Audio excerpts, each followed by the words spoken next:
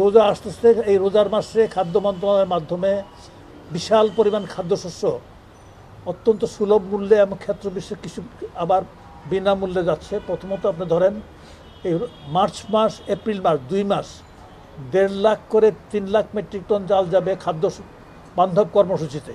এটা পাবে 15 টাকা কেজিতে পাবে প্রতি পরিবার 30 কেজি করে পাবে, 15 টাকা কেজি করে চালটা পাবে। 2 মাস পাবে আপনার 50 লক্ষ পরিবার সারা দেশে।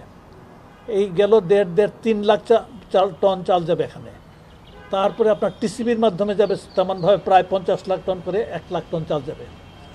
তারপরে আমাদের ভিজিএফ কর্মসূচি আছে, ওএমএস কর্মসূচি আছে, তার মাধ্যমে আরও 50 লাখ করে 1 লাখ টন চাল যাবে। তারপরে আপনার ঈদের সময়ে 1 কোটি লোক পাবে 10 কেজি করে চাল পাবে উপহার হিসেবে ফ্রি, এটা ভিজিএফ এরিয়াতে। তারপরে আবার ফুড ফরওয়ার্ড সব বিভিন্ন করবে, সবই তো মার্কেটে ফুডকে ইনজেক্ট করবে।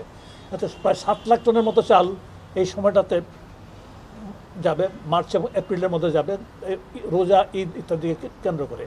এবং এটা যাতে যথাযথভাবে বিলি হয়, যথাযথভাবে বিলির কার্যক্রমটা তো বিভিন্ন কর্তৃপক্ষ করবে, ফুড ডিপার্টমেন্টও আছে, টিসিবি আছে, এই কার্যক্রমটা তদারকির দায়িত্বটা ডিসিদের।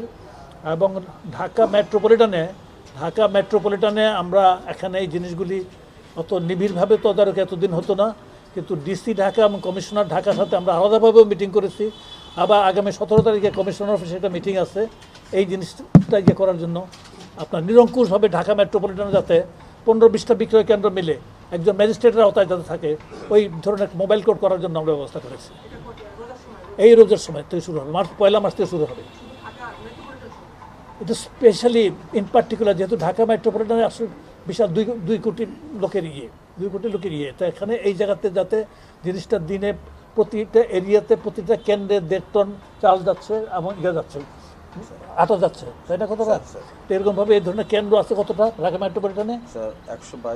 122টা কেন্দ্র আছে, 70টা ট্রাক আছে, টিসিবি ট্রাক ছাড়াও আচ্ছা, এগুলির মাধ্যমে চাল যাচ্ছে, আটা যাচ্ছে।